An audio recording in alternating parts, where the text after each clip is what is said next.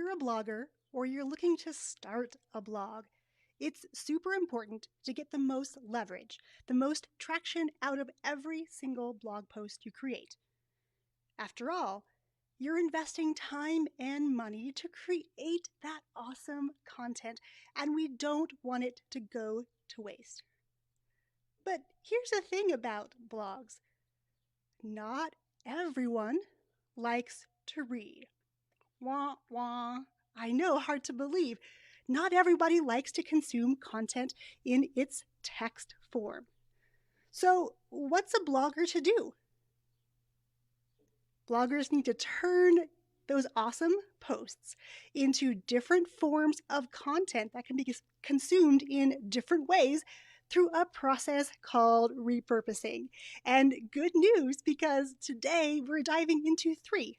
Count them, 1, 2, 3 super simple ways that you can repurpose your favorite blog posts in less than 15 minutes using a tool that probably doesn't stray far from your side. Are you ready to dive in? Welcome to this live recording of episode 287 of the Amplify Your Awesome Podcast. I'm your host, Yong Pratt, also known as Dr. Content, because I help super smart business owners diagnose what ails their content. Whether you're brand new on this content creation journey or you're looking for a way to get the most leverage from every single piece of content you create, you, my friends, are in the right place. If you're joining me live, say hey and let me know whether or not you have a blog. And if you're listening over on the podcast, I want to know if you have a blog too. Share the link with me over on today's show notes at yongpratt.com/287. And if you are joining me live, and you have questions, just pop them below. I see that Krista is here. Hello, Krista. I'm so excited.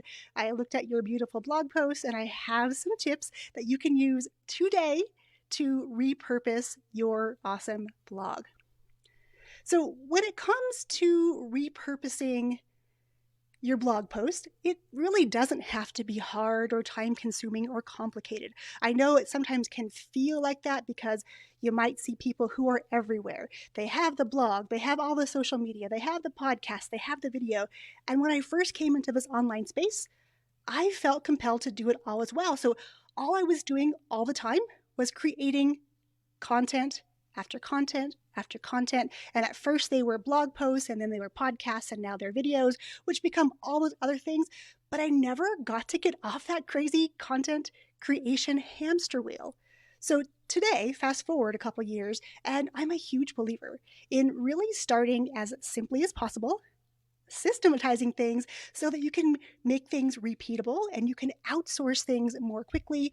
And of course, starting with the things and the tools you already have. And that includes your blog posts. The blog posts you already have are going to be key to helping you repurpose for maximum gain.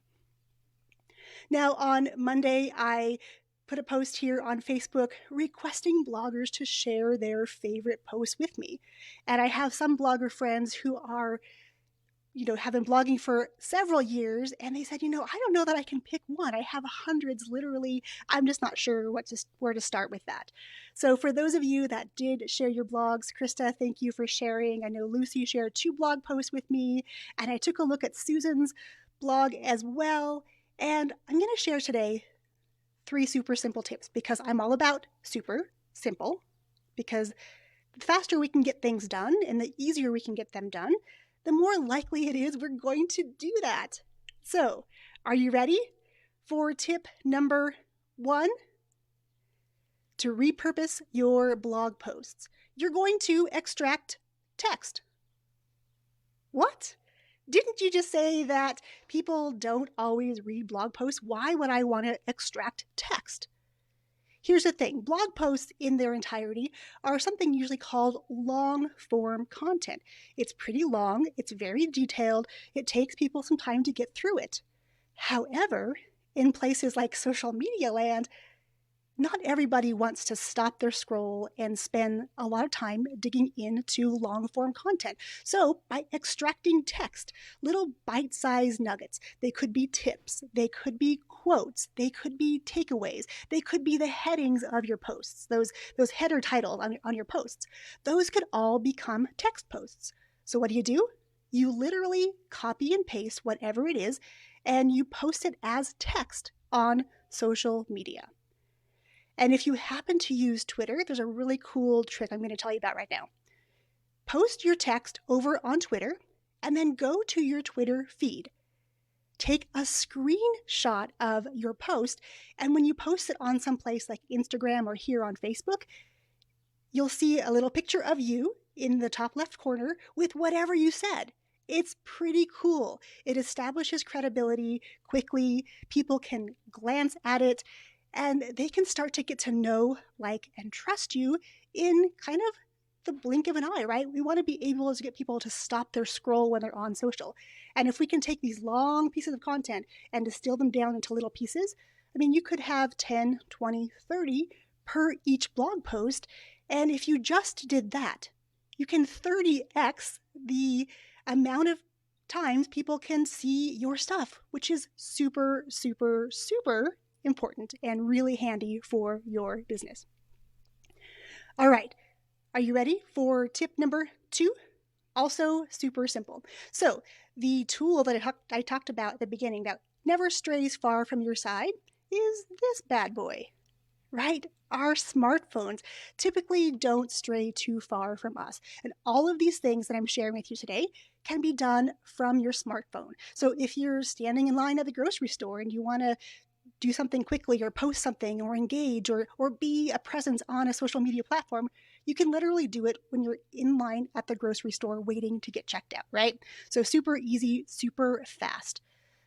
So number 2 is actually an app. You can access it from your phone. You can also access it from a web browser, and it's a free tool called Canva.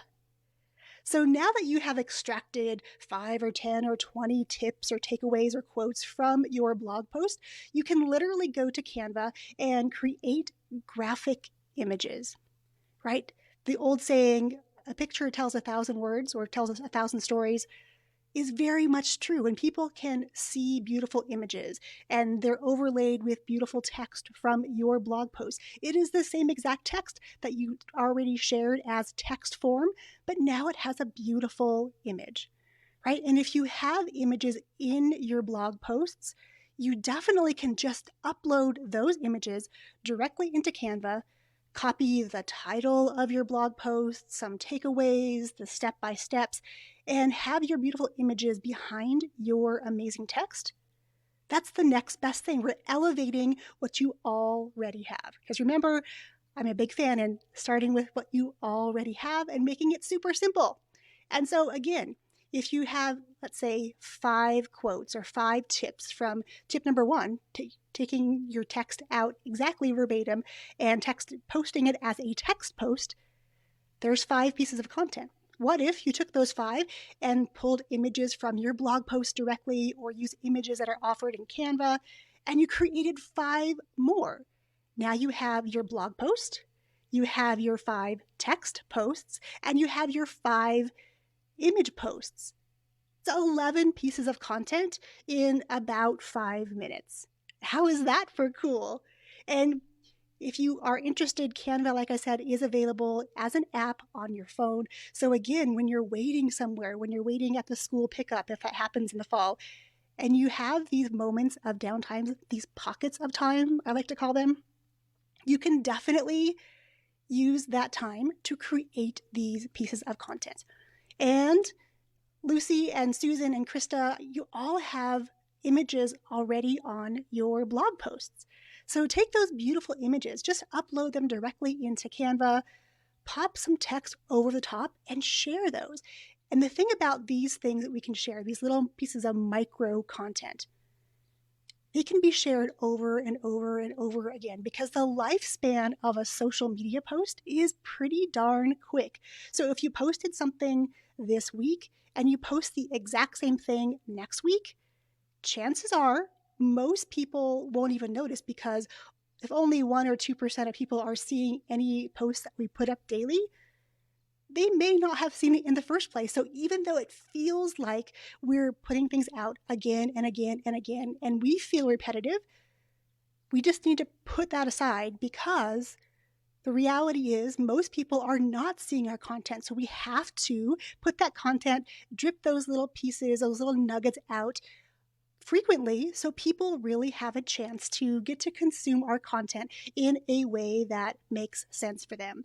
I know I'm a very visual learner, and I love learning also by the next couple of tips I'm going to give you as well. So even though I love wordsmithing, I love writing, the reality is, because not everyone learns best in that manner, I'm really, really aware of the different ways that I can create content now that more people can enjoy. And that's really the name of the game when it comes to repurposing your blog or any type of content you have. It's really about how can you make it easier for anyone who needs to hear your message. They need to hear from you. They want to hear your words of wisdom. How can you make it easy for them to see your stuff? And repurposing is definitely the key to making that happen. So that brings us to tip number 3. Are you ready for it? You're going to pull out your smartphone and you're going to click on your voice memos app. And you're literally going to record an audio. It can be an excerpt from your blog post. It can be some takeaways, whatever you want. It's all about presenting a story and presenting something that people can enjoy in different ways again. So record your voice. And I know in the beginning, it's going to feel weird. It's going to feel crazy to listen back to your voice because you're not going to want to listen to yourself, right? I know getting over that little hurdle sometimes takes a little bit of time. I know when I first started podcasting and I had to go back and edit my podcast in the beginning, I really didn't like the sound of my voice. However, I needed to get over myself because the people who are out there waiting need to hear that message from you, right? So get over the fact that you're having to talk, but really thinking about in terms of serving. How can you serve your audience? And if they enjoy content in audio form, and if you're denying them that privilege, then that's on us. We need to make sure we make it easy for them to consume our content, right? So audio snippets, you can then upload them natively to all the different platforms and share your message like that. And because I love you guys, and I know that you're spending time with me today, I want to give you a bonus tip, number 4. And this, of all of them, if you were to do one of them today, here's what I recommend. Can you guess what it is? Probably some of you who are here live can guess what I'm going to say. Tip number 4 is create a video. Now, video can take many different forms. It can be done like this, face to camera live. You can also do face to camera pre-recorded and upload those here on Facebook, create a watch party, create a premiere, and then show up in the comments, right? But you don't have to read your whole blog post again. It's about creating some micro content, some little bite-sized chunk, a minute, 2 minutes, maybe up to 10 minutes if you want to do like a whole section of your blog. But people like short and sweet. And I know as I'm here live, my podcast episodes lately have been running around 15, 20 minutes. And for me, that seems like a good amount of time to get in, get out, give you some action steps, and help you on your way to create this repurposed content, because it can be fast, it can be really efficient, and it can be super, super easy. So video. You can also do something where you share your screen and you just are talking over the top of it. Now, there's software you can use to do that, of course. You can use something like Zoom, where you can just hide your face or put your face in the corner and just do a screen share. There's some things like Loom, Loom, where you can do quick screen capture videos and you can put a still picture of yourself in the corner, or you can take it away entirely. But it's still video. People stop their scroll for a video. They like to engage, especially now when we are social distancing, and it's not always possible for us to be face to face with our clients or the people that we love to hang out with. So the next best thing is via video, because you can really quickly build connection and rapport. And because people have a visual of you and they get a sense of the little nuances and the way that you show up, that goes a really long way in helping them to get to know, like, and trust you. And, the whole reason you create blog posts is for people to come to you to seek out information for your services, or your products, or your education-based offerings, whatever they are. The reason we create content is to support the things we love to do. Now, I show up here every week on Thursdays live. I then automate it to where this video becomes an audio for my podcast, and my podcast goes live on Saturday, right? So I'm dripping my content out. It's the same content, but I'm repurposing it in different ways. And then, of course, by tomorrow, this particular video will be together with a whole huge blog post that has been transcribed and written out with headers and images and all the works. So even just from this one video, I'm at least getting 3 pieces of content. And of course, my team and I take it a little further. We actually chunk it up into even smaller pieces. So we literally get dozens and dozens and dozens of pieces of content from one single thing. So my friends, I want you to think about content in the terms of how can it be repurposed? When you sit down to write your podcast, so your blog post the next time, I want you to think about, okay, I'm going to write a blog post, but how else can I share with people in little bite-sized chunks what it is that I'm talking about in my blog post?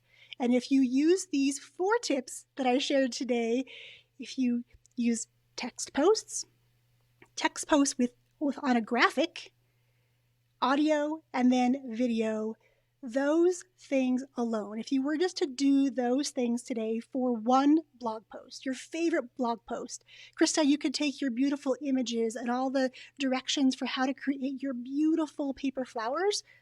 If you were to do that, you could probably get that done in the next 15, 20 minutes and have ways or leave little breadcrumbs for people to find and discover that next step with you. So now I want to hear from you. What questions do you have about turning your blog post into other forms of content? And that process, my friends, is called repurposing. Just like you could repurpose an old piece of furniture or something in your closet, you can do the same thing with your content. And in fact, the whole 90s slogan, reduce, reuse, recycle, is something I always think about when it comes to repurposing blog posts or podcast episodes or videos. How can I reduce the amount of work I need to do in creating this content in the first place? I'm going to reduce that. Reuse. How can I reuse my content? And that's really where this idea of repurposing comes into play, right? How can we reuse it? We don't always have to reuse the entire big long form content. We can reuse it by offering little bite-sized nuggets and sharing those out and sprinkling those out across the interwebs.